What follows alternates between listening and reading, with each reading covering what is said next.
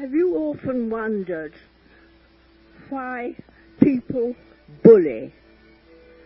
All life seems to be dominated by the bullies and the bullied.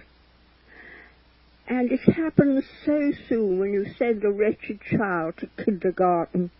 It goes forth happy and confident and comes back miserable. We see terrified rabbits who seem to live in a perpetual state of fear. Well, they're afraid of being eaten, but you can be psychologically eaten. And when I think of alchemy, I try and work out how we can be both active rather than bully, and gentle rather than submissive, deferential, those silly things. I've thought about this very, very early on in my life. I was born in London, and then we moved to a country town, Reigate, right near London. I was 5 years old. I was dressed for my first day at school. My sister Barbara, my elder and mentor, gave me a serious warning. You're only a new girl. When you get there, a girl called Mona will come up to you and be very kind and even kiss you. Look out. She does that to all new girls. But she's head of a gang, and you'll be hers. You'll be lost. After this fearsome warning, I walked down Reigate Hill with Barbara with trepidation. And sure enough, when I arrived, a big girl, about 12, came up to me, went on her knees and embraced me. Fortified by my sister's superior wisdom, I pushed away and turned my back. This was my first step in self-assertion. My next experience 2 years later was what happened to poor Gladys. At school we had been invited to a party in a very rich family's home. There was to be strawberry and vanilla ice cream, a garden railway train for children, and presents. So hopefully we climbed into a school bus, and off we drove. Then we drove past a row of small terraced houses with washing hanging up. I was on the top of the bus so I could see. I cried out, "There's Gladys playing in her garden." There she was, yellow hair flying, playing solitary catchball in a small yard. Why did she with us? Oh, she wasn't invited, explained the girl. She's poor. Oh dear. Years later, another scene impressed itself on my mind.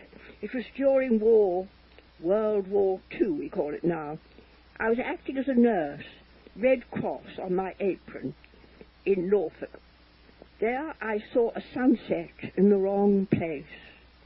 It was London on fire. Wait a minute, it was Bedfordshire, wasn't it? Yes. It was very, very far away to the north.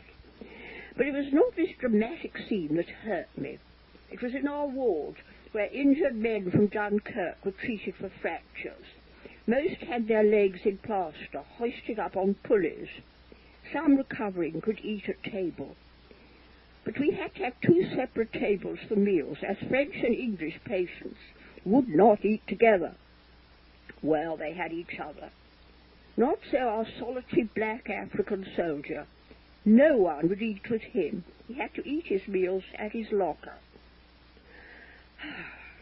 We can legislate with books, give sermons, but how can we change human nature?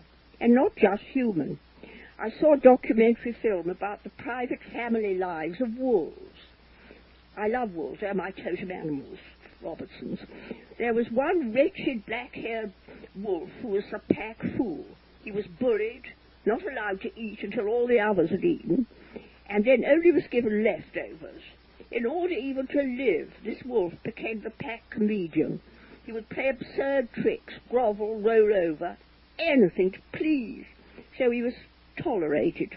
Finally he could bear it no longer, so off he went in search of a better life. He was monitored by camera, but went astray and was eaten by a mountain lion. Oh dear. But what was strange, even suggesting some sort of conscience, was that the pack mourned his passing. The whole winter the wolves were dispirited, lifeless. They had no one to blame, no one to torment, no one to laugh at. What an obituary for a scapegoat. I like solutions, perhaps because I'm born under Aries. What are my remedies for cruelty from gangs, whether these be schools, nations, or churches? So here are my own 3 discoveries. Firstly, we do have God the Father, but he can repudiate, punish, disown. This is what we learn from fathers. But God the Mother loves even the most repulsive and stupid of her children. This we observe in the behaviour of mothers.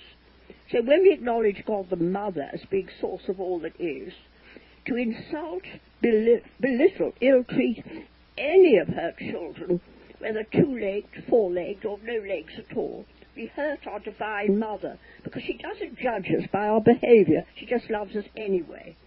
And she has the backing, of course, of our loving divine Father. To give an example, the most tragic of photographs I've ever seen was of a monkey in a vivisection laboratory, his hands gripping the bars of his cage. His head was lifted up, his mouth open, with an expression of such anguish, such terror, that he was both animal and human, indeed nature herself, when we destroy her children and her earth. My favourite method to dissipate cruelty is through the call of previous incarnations experienced in trance state and remembered by the percipient. What I find strange is that the persecutor in one life becomes the victim in the next, and so on to a succession of lives until liberation is attained through forgiveness. My third method is through the arts. That empathy we find with fictional characters in Shakespeare, Tolstoy, in paintings by Rembrandt. Our separated consciousness finds communion with diverse characters, creatures. We gain the divine gift of omnipresence. To me, the necessity is never to lose control of one's own original, eternal self, which is divine. So indeed, beware the gang. Every country, every religion, all legal structures need to offer their members a way of escape from their institutions. Spiritual awakenings comes through change,